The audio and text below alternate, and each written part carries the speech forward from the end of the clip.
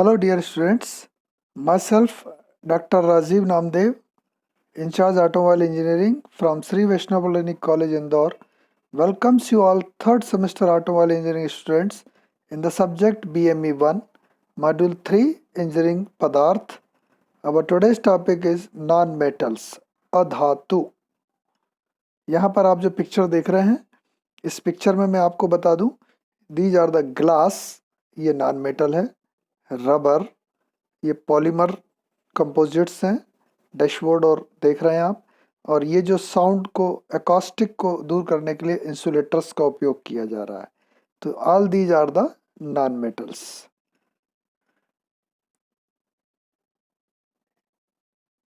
So the course outcome is student will be able to select appropriate material for the given automobile element. Automobile अवयव जो दिए गए हैं उनके लिए उपयुक्त पदार्थ का चयन करने में विद्यार्थी सक्षम होंगे. The learning outcome is number 4. At the end of this class, student will be able to explain the important properties and specific uses of given important non-metals materials. अधातु पदार्थों used in automobiles. कक्षा के अंत में automobile में उपयोग किए जाने वाले दिए गए अधातु पदार्थों के महत्वपूर्ण गुण एवं विशिष्ट उपयोगों का वर्णन करने में विद्यार्थी सक्षम होंगे. In the last class, we have studied non-ferrous metals, copper, aluminum, nickel, tin, magnesium, chromium, zinc, lead, silver, platinum, titanium and alloys. Today we will discuss non-metals. So non-metals, if we will see about this non-metals, so we will find that there are following non-materials. So in this section we will study plastic और उसके अंतर्गत आएगा polymers या बहुलक. Ceramic materials जिसके अंतर्गत हम पढ़ेंगे कांच, ग्लास, रिफ्लेक्टिव मटेरियल्स, अग्निरोधी पदार्थ, एब्रेसिव मटेरियल्स, अपघर्षी पदार्थ, rubber, insulating materials. And we will sum up our class with the सारांश, असाइनमेंट एंड पठन के सुझाव. So let's start with the plastics. Plastics are derived from two sources. Plastic दो स्रोतों से प्राप्त होता है. पहला है नेचुरल या प्राकृतिक, जिसमें आप देख रहे हैं अवेलेबल इन नेचर, प्राकृतिक रूप से उपलब्ध होता है, लाख या रेजिन. तो ये आप जो पिक्चर देख रहे हैं, दिस इज योर लाख जिसकी चूड़ियाँ बनती हैं, या फिर ये रेजिन जो अपने को पेड़ों से मिलता है. दूसरा होता है सिंथेटिक या कृत्रिम. It is prepared in laboratory, जैसे ABS, PP, PVC. जैसे PVC ये आप देख रहे हैं बैंड लगा हुआ है, बना हुआ है, जो हमारे घरों में लगा होता है, या नायलॉन जिसका PA नायलॉन है जिसके व्हील्स लगे हुए हैं. तो ये जो डिटेल है आपको आगे चल के पता लगेगी, ABS, PP वगैरह क्या है, इनको हम आगे देखेंगे. बट प्राइमरी स्टेज पर यह है कि जो प्लास्टिक्स हैं वो नेचुरल हैं, ये वाले लाख और रेजिन, और ये सिंथेटिक हैं जिनको कि लेबोरेटरीज में बनाया जाता है. सो raw material for synthetic plastics. Synthetic बनाने के लिए हमको क्या क्या कच्चा माल लगता है इसको देखें. पहला है बाइंडर्स. बाइंडर्स क्या करते हैं? To keep different components together, विभिन्न भागों को एकजुट रखने के लिए. जैसे सेल्यूलोज है वो बाइंडर है. फिलर्स. फिलर्स क्या काम करते हैं? To reduce cost, increase brittleness and improve tensile strength and surface finish. लागत, सिकुड़न, भंगुरता को कम एवं तन सामर्थ्य एवं सतह के चिकनेपन को बेहतर बनाने के लिए हम उपयोग करते हैं. जैसे कि fibres of board, papers, graphite, लकड़ी, कागज, ग्रेफाइट आदि का बुरादा, ये सभी क्या कहलाते हैं? फिलर्स. तो पहला है बाइंडर्स, दूसरा फिलर्स, तीसरा है plasticizers. Plasticizers improve plasticity, toughness, flexibility, resistance to temperature and water. Plasticity, चिमड़पन, जल एवं ताप के प्रतिरोध को उन्नत करने के लिए हम प्लास्टिसाइजर्स का उपयोग करते हैं, जैसे कैम्फर या कपूर है. कलर या रंग्स. Dye and pigments to provide colours to the plastic. Plastic में डाइज एवं रंगीन कणों के द्वारा रंग प्रदान करते हैं हम, तो कलर्स यूज करते हैं. कैटलिस्ट के रूप में हम resin of vinyl group, vinyl समूह के रेजिन का उपयोग करते हैं. यूजुअली बहुत सारे कैटलिस्ट होते हैं, जिससे क्या होता है? To make the polymerization reaction faster. Polymerization प्रतिक्रिया को तेज करने के लिए हम कैटलिस्ट यूज करते हैं. लास्ट में है lubricant, to make the moulding process easier and give good surface finish. ढालने की प्रक्रिया को सुगम बनाने एवं सतह को चिकना करने के लिए हम साबुन का उपयोग करते हैं. तो इस प्रकार से जब हम सिंथेटिक प्लास्टिक बनाएंगे तो हमको पहले चाहिए binders, cellulose, fillers, fibres of wood, paper, graphite etcetera, plasticizers में कैम्फर एटसेट्रा, कलर्स में पिगमेंट्स, कैटलाइज्ड विनाइल ग्रुप के रेजिन्स और लुब्रिकेंट में सोप्स एटसेट्रा। तो इन ये हमको सिंथेटिक प्लास्टिक बनाएंगे। अब सिंथेटिक प्लास्टिक के टाइप्स होते हैं वो दो प्रकार के होते हैं, एक थर्मोसेटिंग और एक थर्मोप्लास्टिक। ये एग्जाम में आता है, डिफरेंशिएट बिटवीन थर्मोसेटिंग और थर्मोप्लास्टिक, तो इसको डिटेल में देख लीजिएगा आप। थर्मोसेटिंग में ये होता है कि once it is hardened and set they do not get soft with the application of heat, यानी एक बार कठोर होकर जमने के बाद इनको ऊष्मा के द्वारा नर्म नहीं कर सकते दोबारा। जबकि थर्मोप्लास्टिक को they can be repeatedly soften by heat and harden by cooling, इनको बार बार गर्म करके नर्म और ठंडा करके कठोर कर सकते हैं। More harden and stronger than thermoplastic, ये थर्मोप्लास्टिक की तुलना में थर्मोसेटिंग जो होते हैं वो अधिक कठोर और शक्तिशाली होते हैं, जबकि ये less stronger and softer than thermosetting plastic, thermosetting की तुलना में नर्म और कम शक्तिशाली होते हैं। They can be used at higher temperatures without damage, तो थर्मोसेटिंग से इनको बिना किसी नुकसान के उच्च तापक्रम पर उपयोग किया जा सकता है, जबकि thermoplastics can not be used at higher temperature, इनको उच्च तापक्रम पर उपयोग नहीं किया जा सकता। इसके उदाहरण है थर्मोसेटिंग के एपॉक्सी, पॉलिस्टर रीजिन, जबकि इसके उदाहरण है एबीएस, पीवीसी। ये अभी आपको आगे डिटेल पता लगेगी, एबीएस, पीवीसी। इनके उपयोग कैमरा बॉडी या ऑटोमोबाइल पार्ट्स में होते हैं थर्मोसेटिंग के, जबकि एबीएस, पीवीसी वगैरह जो है टॉयज हैं, फोटोग्राफ फिल्म्स हैं, टेप्स है, ऑटोमोबाइल की सीट्स जो होती हैं बैठते हैं जिस पर हम, वो भी एबीएस की बनती हैं। So this is types of synthetic plastics. अब हम बात करते हैं पॉलीमर्स की। प्लास्टिक की बजाय आजकल जो है बहुत सारे मेटेलिक कंपोनेंट पॉलीमर्स के द्वारा रिप्लेस किए जा रहे हैं। तो plastic polymer is also a type of plastic विच में बी डिफाइंड, जो कि लैब में बनाया जाता है। इट में be defined as the organic material, ये कार्बनिक पदार्थ है, एज द मेजर एलिमेंट, जो कि मतलब कार्बन जो होता है वो प्रमुख अवयव होता है, विथ वन और मोर अदर एलिमेंट्स, एक या एक से अधिक दूसरे एलिमेंट होते हैं, जैसे ऑक्सीजन, हाइड्रोजन, क्लोरीन, फ्लोरीन और नाइट्रोजन। तो इस प्रकार से प्लास्टिक जो है बहुलक एक ऐसा कार्बनिक पदार्थ है जिसमें कि एक या अन्य अवयव जैसे कि ऑक्सीजन, हाइड्रोजन, फ्लोरीन एवं नाइट्रोजन साथ कार्बन प्रमुख अवयव होता है। Polymer being material of high molecular weight formed by joining together many small molecules monomers, बहुलक जो बनाए जाते हैं वो उच्च आणविक भार वाले पदार्थ हैं जिन्हें छोटे अणुओं मोनोमर्स को आपस में जोड़ते हुए बनाते हैं। ये हम पहले वीडियो में देख चुके हैं। अब आइए हम देखें यहाँ पर कि पॉलीमर्स कार में कहाँ कहाँ उपयोग में आ रहा है। Let's start from the mirrors जो है, फिर हुड ये लगा हुआ है, then header and nose panel, फिर रेडिएटर सपोर्ट्स के लिए आप यहाँ पर देख रहे हैं ग्रिल्स बनी हुई हैं, देन ग्रिल्स हैं, बम्पर्स ये जो फ्रंट में लगे हुए हैं, हेडलाइट्स हैं, आजकल पहले कांच की होती थी, आजकल इनको पॉलीमर्स के द्वारा रिप्लेस किया जा रहा है। फेंडर्स ये जो साइड वाला है ये फेंडर्स कहलाते हैं, ये है। इसके बाद रेडिएटर जो आप देख रहे हैं इसको प्रोटेक्टर लगा हुआ है। डोर्स जो है जैसा मैंने बताया पहले एल्यूमिनियम के थे, आजकल पॉलीमर से रिप्लेस हो रहे हैं। एयर कंडीशन का कंडेंसर हो रहा है।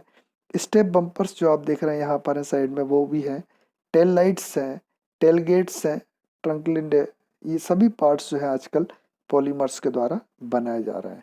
इसका सबसे बड़ा रीज़न ये है, अभी हम जानेंगे कि पॉलीमर्स वजन में हल्के होते हैं और आसानी से इनको मोल्ड किया जा सकता है रिक्वायर्ड शेप में। तो वजन कम होने से हमारे जो ऑटोमोबाइल है उसका एवरेज बढ़ जाता है, लेडन वेट कम हो जाता है, जबकि मेटल का वेट ज़्यादा होने से उसका एवरेज कम रहता था। तो अभी जो नए व्हीकल्स आ रहे हैं उन सभी के एवरेज जो है बहुत ज़्यादा हो रहे हैं। अब आइए पॉलीमर्स जो होते हैं वो कौन कौन से होते हैं। हमने पहला नाम पढ़ा था ABS. ABS is a short form of acrylonitrile butadiene styrene, इनको हिंदी में भी यही लिखा जाता है, एक्रोनाइट्रल ब्यूटाडीन स्टेरेन। पीए या इसको नायलॉन भी कहा जाता है, पॉलीएमाइड्स होते हैं। पॉलीकार्बोनेट पीसी होते हैं। पॉलीथिलीन जो पॉलीथीन हम यूज़ करते हैं वो बेसिकली पॉलीइथिलीन पीई है, जिसका अब आजकल वेन कर दिया गया है 50 माइक्रोन से कम वाली का। पॉलीथीन या जिसको पॉलीथिलीन कहा जाता है ये हाई डेंसिटी भी होती है और लो डेंसिटी भी होती है, उच्च घनत्व वाली पॉलीथिलीन या निम्न घनत्व वाली। तो एचडीपी, एलडीपी, PS पॉलिस्टर का कपड़ा, जिसकी पहले शर्ट आई थी कॉटन के बाद, पॉलिस्टर पॉलिस्टर बोलते थे, चिकने टाइप के रहते थे, तो ये PES है। PET पॉलीइथिलीन टेट्राफ्लेट टेट्रा टेरेफ्थोलेट। देन PP है पॉलीप्रोपिलीन। PS है polystyrene.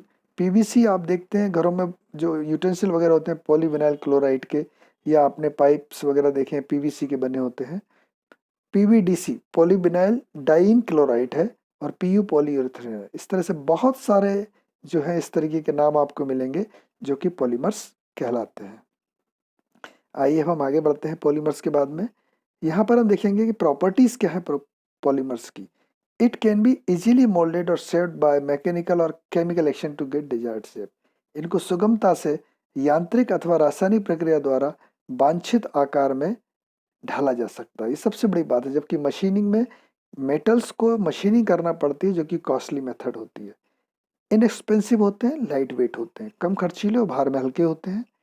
Water and corrosion resistance, metal में जंग लगती है स्टील में, जबकि इसमें पानी का कोई प्रभाव नहीं पड़ता और ये जंग प्रतिरोधी होते हैं। Good electrical and thermal insulating properties, metal conductive होते हैं यानी सुचालक होते हैं, जबकि ये इंसुलेटिंग होते हैं, तो इसमें करंट वगैरह लगने के चांसेस नहीं होते हैं। घर्षण गुणांक इनका कम होता है as compare to metal. Tough होते हैं, टफनेस चिमड़पन होता है, और वाइब्रेशन डैम्पिंग कैपेसिटी अच्छी होती है, उत्तम कंपन सहन क्षमता होती है। Ease of fabrication and mass production, इसको बड़े पैमाने पर उत्पादन में सुगमता से निर्माण किया जा सकता है। ये कांच से कम भंगुर होते हैं और डिफरेंट कलर्स में अवेलेबल है, इसलिए आपने देखा होगा जब से पॉलीमर्स का यूज शुरू हुआ तब से डिफरेंट कलर्स में हमको गाड़ियां मिलने लगी हैं। आपको याद हो पहले जो एम्बेसडर आती थी वो या तो सफ़ेद होती थी या काली, जबकि आजकल जो है मतलब आप मल्टीपल कलर्स में आपको मिल जाती हैं गाड़ियाँ। अब हम ऑटोमोबाइल पर आते हैं। ऑटोमोबाइल में कौन से कंपोनेंट में कौन कौन से पॉलीमर्स का उपयोग होता है, उसके कारण वजन कितना हो जाता है। आप देखिए इन जनरल जो पहले वजन लगभग 150 किलो लेडन वेट होता था, अब वो 105 kg पर आ गया है। एक जो एग्जाम्पल लिया गया है नॉर्मल, वो ये यहाँ पर है।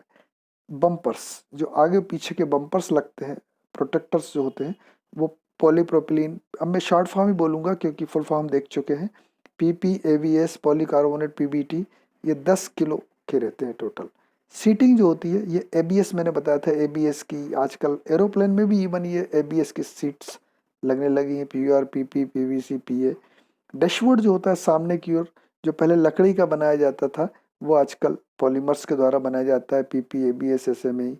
फ्यूल सिस्टम्स, जो फ्यूल टैंक पहले मेटल्स के चलते थे, आजकल ये HDP POM PA PP PBT लगने लगे हैं। बॉडी इंक्लूसिव पैनल्स, बॉडी जो है वो PP या PPE की बनने लगी है। अंडर बोनेट कंपोनेंट यानी बोनेट के नीचे वाले जो कंपोनेंट हैं वो PA PP PBT है, 9 किलो है। इंटीरियर ट्रिम, अंदर के जो पार्ट्स हैं वो इलेक्ट्रिकल कंपोनेंट्स में आप ये देख रहे हैं पार्ट्स हैं। फिर एक्सटीरियर ट्रिम, बाहर के जो हिस्से हैं वो भी देख रहे हैं आप। लाइटिंग जो है वो हमारी PC PMA में UP। अपहोल्स्टरी या ऊपरी सजावट के लिए आप देखते हैं PPP पॉलीथिलीन का यूज़ करते हैं, या लिक्विड रिजर्वायर जो फ्यूल टैंक हैं वो पहले मेटल के आते थे, आजकल वो भी मतलब कार में ये देखें फ्यूल टैंक, और अपने घरों में पानी की टंकियाँ देखिए आप, सब PPPA की आने लगी हैं। ड्यूरेबल भी हैं, काफ़ी समय तक चलती हैं, वजन में हल्की होती हैं। तो इस तरीके से इसका लेडन वेट जो व्हीकल का हमारा काफ़ी कम हो जाता है। तो ये एप्लीकेशन है हमारे, स्पेशली लिए है मैंने ऑटोमोबाइल के। आइए हम नेक्स्ट चलते हैं पॉलीमर्स के बाद। दूसरा हमारा कंपोनेंट है सेरेमिक्स या चीनी मिट्टी के पदार्थ। Ceramic material is an inorganic, अकार्बनिक, नॉन मेटेलिक, अधातु, ऑफन क्रिस्टलीन ऑक्साइड नाइट्राइड और carbide materials. Crystalline oxide nitride अथवा कार्बाइड पदार्थ होते हैं। Some elements such as carbon और सिलिकॉन में भी कंसिडर्ड सेरेमिक। कुछ अब जैसे कि कार्बन या सिलिकॉन को चीनी मिट्टी पदार्थ मान सकते हैं। They are brittle, hard, strong in compression and weak in shearing in tension. ये भंगुर, कठोर, संपीड़न में मजबूत, परंतु कर्तन तथा तनन में कमजोर होते हैं। अब हम इसका क्लासिफिकेशन देखें, यहाँ पर कुछ आप पिक्चर्स भी देख रहे हैं, जैसे बॉटल्स वगैरह लगी हुई है, ये चीनी मिट्टी की सजावट बनी हुई है, ये अपना मशीन कंपोनेंट्स हैं। तो इसमें आप सेरेमिक मटेरियल्स में देखें तो ग्लास, ये आप इसके एप्लीकेशन है, हम आगे इनको डिटेल में पढ़ने वाले हैं। कांच को ऑप्टिकल है, कंपोजिट इनफोर्स है, कंटेनर्स या हाउस होल्ड में इसका उपयोग किया जाता है, कांच या गिलास का, ये सिरेमिक मटेरियल की कैटेगरी में आता है। क्ले प्रोडक्ट, चिकनी मिट्टी जो होती है वो अपनी वाइट वेयर स्ट्रक्चर में उपयोग में आती है। रिफ्रैक्टरीज अग्निरोधी होते हैं जो कि हाई टेम्परेचर फर्नेस में उपयोग में आते हैं। अप अपघर्षी या एब्रेसिव मटेरियल्स होते हैं, सैंड पेपर कटिंग या पॉलिशिंग में उपयोग में आते हैं। सीमेंट्स जो है कंपोजिट या स्ट्रक्चरल में है। या एडवांस सिरेमिक्स, उन्नत चीनी मिट्टी जो है इंजन, रोटर, बाल्स, बेयरिंग, सेंसर्स, यानी ये सारे कंपोनेंट जो हैं हमारे ऑटोमोबाइल इंजीनियरिंग में एडवांस सिरेमिक्स भी उपयोग में आने लगे हैं। तो हम इनको वन बाय वन करके देखते हैं सिरेमिक मटेरियल्स को, जिसमें हम 3 कैटेगरी देखेंगे: glass, refractive materials, abrasive materials. Glass के बारे में बात करें, glass is an inorganic transparent non metallic compound. कांच एक अकार्बनिक पारदर्शी अधातु योगी है that cools to a rigid condition without crystallizing, जो कि ठंडा करने पर बिना क्रिस्टल हुए कठोर अवस्था में आ जाता है। कांच जो होता है वो विस्कस होता है, विस्कोसिटी केमिकली स्टेबल होता है। इसमें प्रकाशीय गुण या ऑप्टिकल प्रॉपर्टीज होती है, इसलिए इसका उपयोग चश्मे बनाने में भी होता है। घर्षण प्रतिरोध होता है, इसमें घिसाव प्रतिरोधी होती है। इलेक्ट्रिकल प्रॉपर्टीज होती है। घिसाव प्रतिरोध होने से इसका हम जो फ्रंट हमारी जो विंडो रहती है या जिसको हम बोलते हैं, यहाँ पर देखा जाए फ्रंट विंडशील्ड, ये विंडशील्ड में आप देख रहे हैं इसका उपयोग हो रहा है, कांच का विंडशील्ड है। इसके बाद फ्रंट डोर है, सनरूफ भी आजकल यूज हो रही है कारों में। रियर डोर ग्लास है, रियर क्वार्टर है, बैक विंडो है, इन सभी में जो है कांच का उपयोग हो रहा है। तो ये ऑटोमोबाइल में यहाँ पर कांच का उपयोग होता है। स्ट्रक्चरल में देखिए आप कहाँ उपयोग होता है, इसका उपयोग खिड़की, कांच, दरवाजे, फर्नीचर्स में होता है। लेबोरेटरीज में देखिए ये कंपोनेंट्स लगे हुए हैं। चश्मे की दुकान पर आप देखते हैं कांच आज भी, भले ही फाइबर आ गया लेकिन कांच को वजन देते हैं क्योंकि इसमें निशान नहीं बनते, मतलब स्क्रैचेज नहीं आते हैं, जबकि आजकल फाइबर में स्क्रैच आने लगे हैं। हाँ, वजन में ज़्यादा होता है, फाइबर इसलिए पॉपुलर हो रहा है क्योंकि वो वजन में हल्के होते हैं। और ये देखिए आप इलेक्ट्रिकल बल्ब्स वगैरह जो हैं ये भी कांच के बने होते हैं। So this are the uses of glass automobile में: doors, windows and furnitures, laboratory equipments, optical glass या electric bulbs. This is the uses of glass. हमको इम्पोर्टेंट प्रॉपर्टीज और ग्लास के बारे में जानना है। प्रॉपर्टीज हम देख चुके हैं, ये विस्कस होता है, केमिकल स्टेबल है, ऑप्टिकल प्रॉपर्टीज है, घर्षाव प्रतिरोध है और विद्युत गुण है, और ये इनके उपयोग है। और रिफ्लेक्टिव मटेरियल, अग्निरोधी पदार्थ के बारे में देखें। Reflective materials are heat resistant materials, यानी ऊष्मा प्रतिरोधी होते हैं। They can bear high temperature without being melted, ये बिना पिघले उच्च ताप को सहन कर सकते हैं। इनकी प्रॉपर्टीज जो है: heat, corrosive and wear resistance, ऊष्मा, जंग एवं घिसाव प्रतिरोधी होते हैं। उच्च गलनांक बिंदु होता है इनका, high melting point. Thermal expansion coefficient कम होता है, तापीय प्रसार गुणांक निम्न होता है।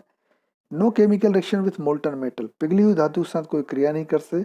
And able to bear high temperature and pressure, उच्च ताप एवं दाब को ये सह सकते हैं। अब यदि हम आगे देखें, रिफ्रैक्टिव मटेरियल्स के एग्जांपल्स देखें हम, कहाँ कहाँ इनके उपयोग होते हैं या एप्लीकेशंस। तो फर्नेस देखिए, फर्नेस बाल्स, भट्टी की दीवार, ये आपको गोल गोल फर्नेस दिख रही है जिसमें आग लग रही है, ये जो यहाँ पर है ये फर्नेस की वॉल्स है, ये रिफ्रैक्टिव मटेरियल से है। क्रूसिबल्स, पिघला हुआ लोहा जो है ये इसमें डाला जा रहा है लेडल के द्वारा, ये लेडल है, और इसके अंदर डाला जा रहा है वो क्रूसिबल है। तो लेडल, क्रूसिबल। रिफ्रैक्टरी ब्रिक्स भी आती हैं, अग्निरोधी ईंटें, उसमें भी इनका उपयोग होता है। तो ये हमारे रिफ्रैक्टिव मटेरियल्स थे। अब हम देखते हैं एब्रेसिव मटेरियल्स, अपघर्षी पदार्थ। Abrasive material is hard, mechanically resistant materials used in grinding and cutting. अपघर्षी पदार्थ कठोर एवं यांत्रिकी प्रतिरोधी पदार्थ होने से ग्राइंडिंग और कटिंग में उपयोगी होते हैं। इसका एग्जाम्पल एब्रेसिव का नेचुरल हो सकते हैं, डायमंड, प्राकृतिक रूप से हीरा है, या सिंथेटिक में हो सकते हैं, silicon carbide, aluminium oxide etcetera. तो इनका हम कटिंग टूल बनाते हैं जो हमारा एब्रेसिव मटेरियल्स हैं। They can beer any soft material, ये कोई भी नर्म पदार्थ को घिस सकते हैं। इनके उपयोग हैं, हीरा है, एमरी पेपर है, सैंड स्टोन है जो लकड़ी के औजारों को घिसने में आते हैं, सिलिकॉन कार्बाइड है, ग्राइंडिंग व्हील में उपयोगी है। ये देखिए आप, ये फिगर है यहाँ पर, ये डायमंड है आपका, ये एमरी पेपर जो अपन घिसते हैं जिससे सतह को, सरफेस को फिनिश करने के लिए। ये देखिए आप, ग्राइंडर आपने वर्कशॉप में देखा होगा जिसमें कि ये सिलिकॉन कार्बाइड का उपयोग है।